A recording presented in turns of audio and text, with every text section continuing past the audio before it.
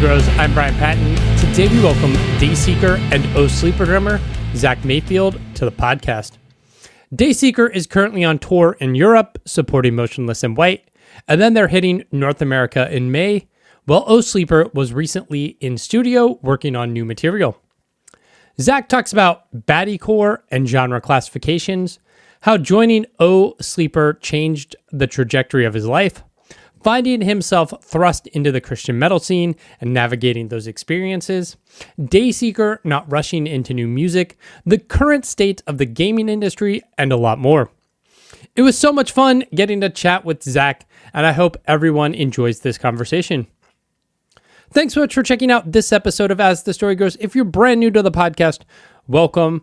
You can find links in our show notes or at asthestorygrows.com for our mailing list, our Discord server, and our Patreon page, where $1 a month gets you early access to every episode.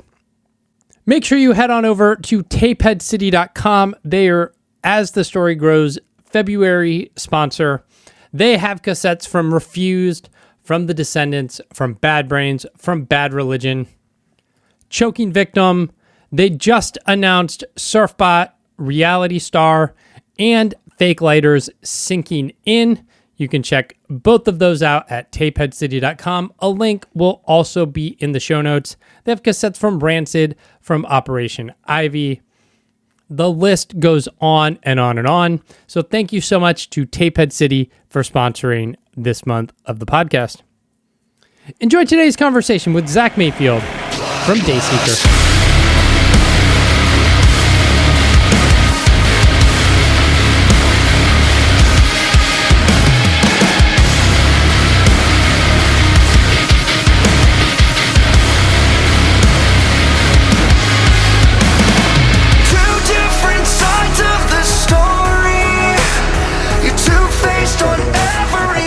Earlier this morning, and it was like not recording, and I was like, this is a bad omen for today. Yeah, it's a good start. Yeah, we're good. I saw, are you originally were you born in Baltimore? Yeah. Born in Johns Hopkins. Nice. Are you from the East Coast? Yeah, I am. Yeah, I was Montgomery County. So. Okay, cool. Yeah. We moved to Delaware when I was like 10 or so. And then, came out to LA. Nice. What was growing up like? It was cool. I think when I was younger, it was, there wasn't much to do, right? So you're like, oh man, like there's nothing to do. But now that I'm older, I'm like, wait a minute, maybe that was pretty cool. Yeah. You know what I mean? It's like kids will be like, oh, we didn't do anything. And that's like a bad thing. But as an adult, it's like, what'd you do with your weekend? It's like, I did nothing. Right. It was wonderful. Right. Yeah. Sometimes my kids are like, what did you do growing up? And it's like, I threw a baseball against a wall and caught it and played with that for like hours. A bunch of cornfields. I don't know. We chased deer. It was like great until I learned to play guitar. And then it was like, all right, that's all I want to do. Right. All downhill from there, baby.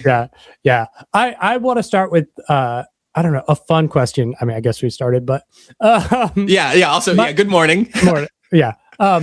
My nephew is 13. And so I was talking to my brother-in-law and he was like, oh, I showed him this band and he wasn't a fan. And we were like, well, what is he like? And he was like, baddiecore. We were like, what the fuck is baddiecore? Yeah. What the hell? And so I went on this Google search and it's like some TikTok nonsense where it's like Sleep Token and Spirit Box and Bad Omens and Dayseeker. And then that pulled up like a Loudwire article that was like, the top 10 thirst trap metal song. Thirst trap metal, I love it. Featuring Dayseeker. So are you aware of baddiecore and being a part of that scene? It's a newer term for sure. I feel like we're going through remember when like gent became like a keyword, like you know what I mean? Like a trending word. Yeah. I feel like this is our version of that because like it makes sense. Don't get me wrong. Like I see what's going on, but it's just funny that like people try to like subgenre everything and they try to define everything. And if it helps them identify a sound, then like Yeah. I'm here for it. But to me, it's just like, I don't know, man. We're just a rock band. Like, you know what I mean? Like, right? Like, I don't. It was so funny because my brother-in-law was like, "You've not heard of baddiecore?" And I'm like, "I listened to 500 records in 2025. I got so many press releases. Baddiecore is never. That's not real." Yeah, like what is this genre? Like, stop making up words. I'm not on TikTok. I'm old. Baddiecore is not a thing. Yeah, like fake genre. Yeah. No, like I was. I don't really have a. I'm kind of indifferent. You know what I mean? If it helps people, cool. If not, yeah. I don't know, dude. I'm just gonna play my drums. Right. What got you into drums and led you down that path? It's a little bit of like I didn't want to go to class, and then a little bit of no, like for real though. When I was in elementary school, we had I was in math class, and it was like, hey, you can go and pick an extracurricular activity, but it's going to happen during this class. And it's like, okay, well, I'll do anything to get out of math. This is awesome. But honestly, what did it was my parents used to take me out. In Delaware, we'd have these like Thanksgiving Day parades or these Christmas parades. And I always remember being able to hear the marching band from down the street, like before you could even see them, like, but specifically the drums, like the drums would like reverberate through the town. And I was like, oh my, like, what's that? I've never seen anything like that. And I remember my parents would get really like, oh, here are the drums. Here they come. Here's the band. And so there was like this excitement around that. And I was like, oh, I think I could do that. I want to see what this is about. And then my parents, it's funny, my parents weren't really musicians, but they had an ear for good bands. They would be like, hey, check out this drummer, Dave Grohl. I think he's pretty good. Or check out the drummer for Dave Matthews Band. I think he's pretty. And it's like, how do you know Car Beaufort is? Like, how do you know? Yeah. Like, what, Mom? Like, how the hell? But yeah, they just kind of had an ear for like cool musicians, and it kind of just got me started. It's so strange because again, they weren't musicians. I didn't come from a family of people that were like musically inclined, but they told me I could do anything. They're like, hey, whatever you want to do, we'll support you. And yeah, I don't think I would have been doing it if it wasn't for that experience. Yeah. Nice. At what point do you kind of have a discovery of punk or metal or music that's your own? Yeah. So like rock was always allowed in our house. My parents weren't those parents that were like, you can't listen to Slipknot because it's demonic. Like my grandmom was a little bit more, like, no upside down crosses. But yeah, it started with Green Day and Blink-182, and then we moved on to like harder stuff like Linkin Park. I remember when Hybrid Theory came out. It just blew my mind. I'm sure everyone else has the same kind of story, but yeah, it just got me thinking. And because like it was so much heavier than what I was used to. It was so much more like visceral and aggressive. And then I remember hearing Lamb of God put out Laid to Rest, and I thought he was like faking the drums. I thought he was like lying because I had never heard double bass before. Oh wow! So like, how's he doing that with one foot? I don't even. He's a liar. And then I learned what a double pedal is, and that just, oh my god, it was over from there. Yeah. At this point, you're up in Delaware. So what's that scene like? And trying to play in bands or go to shows. It was tough in Delaware because there's not a lot of outlets for musicians. If you're not like in a bar band, if you're not like a cover band, you know what I mean? There wasn't a lot of stuff there. So it was like, we would just play shows in our friends' basements. We'd play shows at VFW halls, like venues that were not set up for a metal show. You know what I mean? And yeah, but honestly, it was either that or like drink and do drugs. Like it's like we have chicken coops and farmhouses, and that's it. Right. So where do you want to go from here? And I don't know. I think I was bored, and I think I would have gotten into a lot of trouble if I didn't have drums to bang on. Honestly, I think it like, I don't know what I would have been doing if I wasn't at home practicing paradiddles. Yeah. What is then the trajectory that gets you from Delaware to the drummer of Oh Sleeper? Yeah. So my first like actual job was a landscaping job, and I enjoyed it. Don't get me wrong. It was nice to Like you'd plant flowers and then get to take a step back and be like, wow, I did that. It's really pretty. I got fired from it, of course. But when I got fired from that job, I started street drumming in Ocean City, Maryland, because it was like 30 minutes away from me. And yeah, I just got some pots and pans and started street drumming, and it got some like local hype a little bit. And with that money, I paid for lessons from a guy named Travis Orban. Travis Orban at the time was the drummer for Periphery, and now he's the drummer for Darkest Hour. So I got lessons from him, and he was in a band that's like from the Texas area, and Oh Sleeper actually approached him initially, and they were like, hey, you're a really good drummer. Would you like to fill in for us? Or if not, do you know anyone that could? So my name got tossed into the hat. Nice. They looked me up. They saw the street drumming videos. They thought that was cool. So I'm like driving to like community college, and I get this phone call from Micah from Oh Sleeper. And he's like, hey, are you Zach? I'm like, yeah, man, what's going on? And he's like, would you want to audition for our band? I just like turned the car around. I just didn't like, you know what I mean? I was like, no, we're doing this. We are nice. Like, I hadn't even auditioned. I haven't even like, no one said yes, but I was like, this is it. Yeah. Yeah. So I drove back home. I told my parents I dropped out of college. They were like, what the fuck? But it was cool. There was some initial pushback, but when they realized that like, hey, this is a real band and they're signed and X, Y, or Z, they definitely supported it. So I'd never been really out of Delaware, like out of the East Coast. So I got on a flight to Texas. We had a couple auditions and away we went. Nice. I think my first tour with them was Australia, which, you know what I mean? Like, what the heck is going on? Right into the deep end. Oh yeah. Community college to Australia. It was wild. And it's funny because so many, myself too, I thought it was going to be this like red carpet ride. I was like, oh my, we're going to be on a tour bus. Surely. I didn't know I was going to be like begging for money for Taco Bell. Yeah. Right. Like, yeah. I was like, oh no, this is going to be glamorous. It's like, I didn't know I wasn't going to be able to shower for like a couple days at a time because the venue just doesn't have a shower.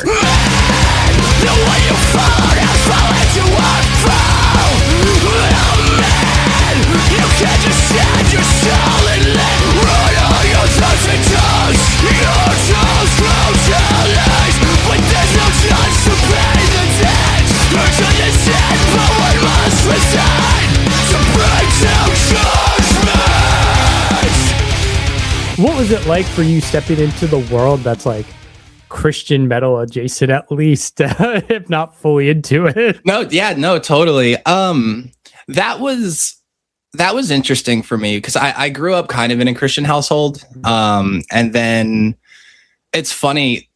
I don't mean this in any kind of like condescending way, but I was playing for Oh Sleeper and a fan came up and they were like, hey, like, what's your favorite Bible verse? Which is an insane question. But at the time I was like, oh, dang, like, I don't know. I've never read the Bible, actually. I just knew I was a Christian. And so I read the Bible. Yeah. And reading the Bible, I was like, well, wait, that doesn't make sense. If this happened, then that couldn't have it just kind of got my brain thinking. And I was like, well, maybe I'm not a Christian. And then, so I try to have these conversations with people and they're like, wait, you're not a Christian? I'm never listening to your band again. It's like, wait, what are we doing here? Right. Like, I thought you just liked the music. I didn't know. So I have this like love-hate thing with it where I think religion can do a lot of good. Like Micah, the singer of Oh Sleeper, Garrett, the singer of Silent Planet, he's Dayseeker's manager. Like, I feel like if Christians behaved like these people did, then we wouldn't have a lot of the hiccups that we have with this. Yes. Yeah. It's having grown up and come through that world, it's like wild to think like people treat these like poor children, because that's what all the bands, they're children. Yeah, they're kids. They treat them like shit. It's like a bunch of 18-year-olds who just like we're a youth group who just want to play metal, and you're just like, now you're a minister. Like, yeah. And it's like, it's like, I see how it can be a good thing for some people, but also when it's just like, when you're trying to use music, which to me is this like special independent thing from like religion or whatever. It was just like almost like a perversion of it. Like if it gave me the ick, like all this. It's like I would spend hours and hours and hours practicing. It's like this shit's not free, right? Like you don't just wake up and know how to do like paradiddles or whatever. So I'd spend all these hours drumming. I'd miss out on parties. I'd miss out on relationships, whatever. And then someone would come to me and be like, "Oh, God really blessed you with this gift." And it's like, "Oh, he just gave it to me? Like I didn't have to work." Like, what do you mean? What do you mean he just gave me this thing? Like, oh yeah, that must be nice. I spent hours and months and years of my life practicing. Yeah. And so that to me is like where it gets a little strange, where it's like again, no disrespect, love and peace to everyone, but it's like don't fucking tell me that someone just that this was free, that someone just gave this to me. Like that's like, how dare you? Yeah. What was it? Oh Sleeper went on hiatus there. Woven War happens in the midst there. Like, what are you doing during that time between like what was it, the Titan EP and Bowed? I was honestly I moved to LA for no reason at all. I was like, I don't have kids, I don't have a mortgage. Let's see what's out here. Seems like a good idea. Yeah. And I actually am really passionate about the hospitality world. I love culture. I love food. I love like making someone a meal or making them a drink and then watching like their face light up because they love it is like a really fun thing for me. So I got into the, I got into the restaurant world, just serving randomly and then bartending. And eventually I became a GM at it was a restaurant in Hollywood called Saved by the Max. It was a Saved by the Bell themed pop-up. All right. Yeah, it's super random. But yeah, it was fun and it was cool because I still got to music was this like I'm sure you can relate, but it's like when music is your sole source of income and it's like maybe we don't want to go on tour right now, but it's like dang, Christmas is coming up and how are we going to buy Christmas gifts? Like I guess we got to go out on tour. Yeah. It became like it like kind of sucked all the fun out of it for a little bit. And then, so I get this job that's like, hey, we're going to pay you well. You're going to be taken care of. And then if you want to take a week off every couple months and go out on tour, we'll let you do that. And that's when I feel like I had almost like a second wind when it came to music. I was like excited about music again because I wasn't hungry. I wasn't, you know what I mean? Like I had a bed to sleep on. I'm like, life is feeling like it's pretty good. And now I can do this passion thing. And it kind of like flipped the script on it. It goes from your sole source of income to like, okay, the thing I love to do that's there for me. And it was a nice it was a nice confirmation because I was like, do I like music? Do I like drums? I like there was a point in time where I was like, I don't know anymore. But then I step away from it and I'm like, I'm immediately drawn back to it. And that's where I was like, okay, I can't escape this. I know Oh Sleeper recently shared that they were in studio. Are you involved in the current iteration still? And I just got back from Virginia. Nice. Yeah. Nice. It's kind of we're like flying by the seat of our pants. I think that's the term. Yeah. But Mike is super busy. He's actually, funnily enough, talking about restaurants. He's opening a restaurant with his wife. And then Shane has like an inspection business out of Texas. And so those guys are super busy. And so we saw a window of like, hey, I think we have like 2 weeks if we want to do this. Cause I'm like, we've been writing here and there, but it's like, we never committed to anything. And it was just like, hey, I think we have this opening. Let's go. Let's do it right now. So I flew out to Virginia. I was there for like 36 hours. Like got on a plane, flew there, whole day of writing, recording, all that shit. Fly back home 6 a.m. the next day. Oh man. It was a lot. That's intense. But it's worth it though. Yeah. Right. The good thing about like where the music industry is now, especially for a band like Oh Sleeper, the one thing I always say about like bands that come through that Christian scene is like the fans of those bands tend to be really loyal, where it's like if you go away and then you pop up, people are like all in immediately. Totally. Right? Totally. So it's like you can just kind of like, hey, we got a new whatever EP record coming out and people are going to be there, and it's not like you're not trying to make it anymore. Yeah, it's almost like it's almost like a counterculture thing where I think a lot of bands are encouraged to like put out singles every couple months and stay relevant or whatever. And I think if Oh Sleeper did that, like we wouldn't be a band. Like we wouldn't, like, it's just sorry guys, but we can't play that. Like we can either write it or we can't. And if we're not feeling it, then we're not going to put it out. It's just not, it's not worth it. It's like one day we're all going to be dead. And I don't, but I know it's funny, right? But it's like one day I won't be here, but then this recording or this video or whatever will be here. And I want to take that serious. I want to I don't think we should just oh, whatever. It's just one song. It's just one recording. It's like, that's the only thing of me that's going to exist when I'm gone. I want to give a shit about it. If you wanna see how I run right back to killing myself, taking my time, dancing with the devil in the pale moonlight. At the end of every From Oh Sleeper, let's transition to Dayseeker. Obviously taking that step up with the band. How'd you get connected with Dayseeker? Rory slid in my DMs.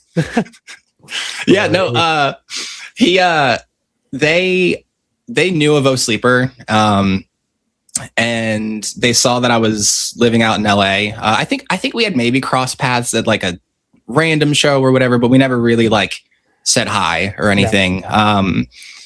But yeah, I was like I said, I was working at the restaurant, and he hit me up on Instagram and was just like, hey man, we need a fill-in.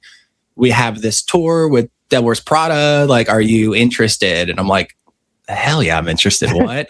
Because I had already had this like I said earlier, it was this revelation of no, I do care about music. I do care about this thing. And when this was just dropped into my lap, to me, I was like, well, I have to see. I have to, I got to open the box a little bit and just see where it goes. And so, it was another one of those, I kind of just quit my job and crossed my fingers. And it was literally just a DM. I think we had 2 rehearsals, and then, off we went. Nice.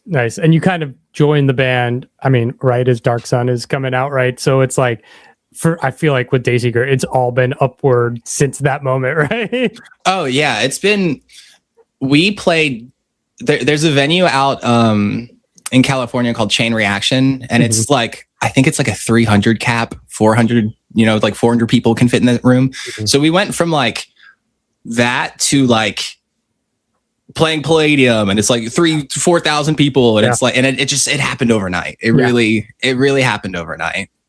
Yeah, it's cool. Talk to me about the writing of Creature in the Black Night and kind of discussions as a band when that started, because I think the band has been evolving, and I think Creature in the Black Night really encapsulates a lot of different aspects of the band, while also, I don't know what the right word is, but it's elevated. It's a little...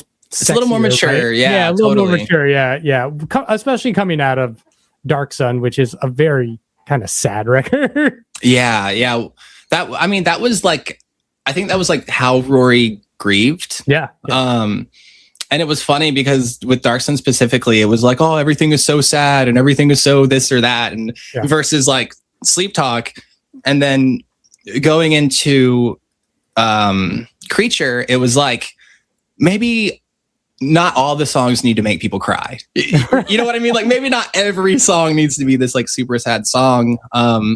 Then also we wanted to explore the musicianship side of things too. I think a lot of the instrumentals were kind of meat and potatoes in the past with Sleep Talk and Dark Sun.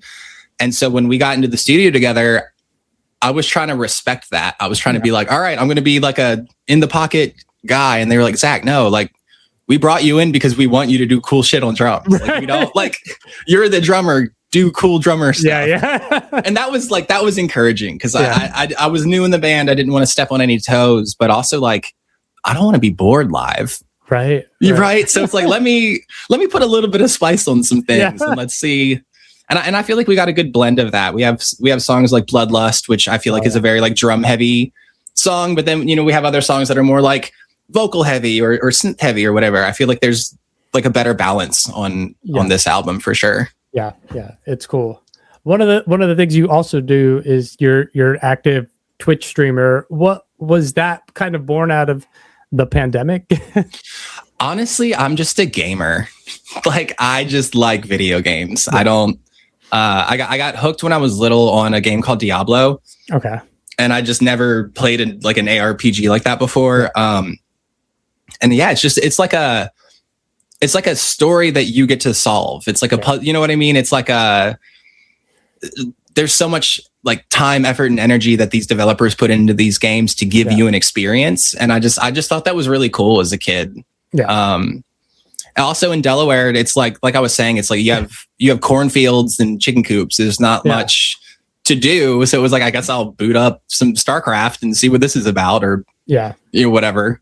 Yeah. But yeah, I'd been gaming since I was like 14 or something. It's just, I think the pandemic enabled a lot of that behavior, like the degenerate, like, let's stay online 16 hours a day type shit. Yeah.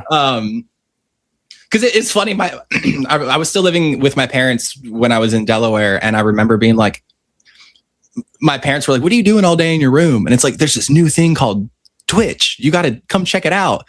And they're like, "You think you're going to make a living off video games?" And then it's like, we look back now, and it's like some of these gamers are making millions of dollars. And it's like, it's stupid. Yeah. Come on, what the heck? Yeah. Yeah, I never really got into video games. It was like Tony Hawk and Cool Borders, and that was it. And then like, I had a GameCube to play Mario Kart, right? So like, what a good soundtrack that Tony Hawk game had, though. Right. Like I feel like half of our genre exists because of Tony Hawk, right? And the songs that they put on. That or Guitar Hero, right? Like totally, somebody discovered out that it's like the original like Spotify kind of. Yeah. How have you kind of watched the video game industry, and whether that's the different systems or things evolve? And I don't know, what do you feel about the current state of video gaming? Yeah. It's like, it's double-edged in my mind, because I think we see a lot of the same thing happening in movies that I see in video games, kind of, where it's like, you used to have these crazy budgets for these movies back in like the 90s and 2000s or whatever. And when you throw all this money into this thing, you can really just like knock it out of the park. Yep. And then companies started realizing like, well, hey, if we cut the budget here, cut the budget there, if we design the game not to be enjoyable, but if we design the game to make money, we can make so much more money. And you slowly are seeing this like paradigm shift in gaming, where it's like, it's not about the user experience, it's not about telling the story, it's just about like, how can we make this suck as much money out of their bank account as we can possibly get. And I don't think that's like a healthy way of doing things. I would like to live in a world where like, if you make a really good product, people will support it. Right. You shouldn't have to have like these gimmicks or these little like, oh, well, you need to pay a subscription fee or whatever. I think that if you do good stuff, the universe will kind of take care of you. And maybe that's naive, right? But that's the world we want to see. I know. But it's like, be the change though, right? Like, be the change. Being changed doesn't make any money. I know. Yeah. If you want to be the change, you'll only get change. Right. You'll only get pocket change. You had no dollars. Yeah, Wu-Tang, man, they were right, man. Cash rules everything around me. I know, and it's terrible. It's like a sad reality, but it's what are we gonna do? Yeah, nothing. What are we gonna do? Yeah, Dayseeker's headed over to Europe for a big tour supporting Motionless here about a month, maybe a little less than a month. Yeah, and then you got North American tour coming up. Is that just kind of the plan? Those two tours, and then I don't know. Are you planning for the fall, or is it kind of back into writing mode? Or yeah, we do have another headliner planned after the April one. Yeah, well, it's honest. It's just like it's like an idea. Okay. You know what I mean? It's like one of those. It's like we want to do it. It's just like finding the right support, getting the right venues, that kind of thing. Yeah. But no, I think we're gonna chill for most of this year on the writing thing. It's funny. We just did we had a shoot yesterday, and I was hanging out with the boys, and we kind of started talking about like, well, how do we want the next album to sound? And it's like, wait, hold on, stop. Like, this album's barely out. What are we doing? Yeah. But it's always, I think, as a musician or as anyone that's passionate and creative about anything, you can't really like turn that switch off. Yeah. Like, I'm always thinking of like, we finished the album and I went home and sat down on my drum set and was like, oh, what about this fill? Like, what about like, I just like it. I just like music. I like drums. And so there's no like, oh darn, I guess I have to think about it now. It's like, it's the engine's always going. Yeah. But yeah, we probably won't sit down and commit to anything this year, I would imagine. Maybe we write like little ideas or little snippets here and there, but I feel like this album still has a lot of life in it. I mean, we still need to like go out and tour it and support it with a headliner and all that. Yeah. So headliners and then support tours. But it's funny because a lot of times it's like, we would like to do like, we're booking these tours like months and months and months in advance. Yeah. But then there's some bands that go like, they're like, oh, good morning, let's wake up. Do you guys want to go on a month-long tour today? And they're like, yeah, hell yeah. And then they're scrambling to be like, hey, can you go on tour tomorrow? It's like, and sometimes it happens. You know what I mean? If like, if Bring Me the Horizon hit us up tomorrow and was like, hey, do you want to? We'd be like, oh shit, I guess we gotta cancel everything and do this. And so we try to have our plans, we try to have our ideas or whatever, but you never know. Yeah. It's nice to be able to have that luxury of like, the record's out, we're just letting it breathe and not even thinking about writing. So many bands, it's like by that time that album's out, they're like, they're already on the we're in the cycle already. And it's like, it's a never ending hamster wheel. But I think that's why you see a lot of bands like have to cancel tours or have to do like, hey, like I'm not okay. And it's like when you go and go and go and you don't take any time for yourself, it's like anything else. It's like, imagine if you went to the gym every single day and didn't take a single day off. That's actually not healthy for you. Yeah. Right. Yep. Like sometimes rest is like the best thing that you can do for your body. And we don't live in a world where that's like, you know what I mean? It's always more and more. Rest. Yeah. No, totally. But I think that is, I think like managing like the ebb and flow of everyone's, like energy levels and all that. I think that's important. So it's nice to kind of, because we've done 3 months touring straight nonstop. You know what I mean? And then we'll take 2 months off and it's like, okay.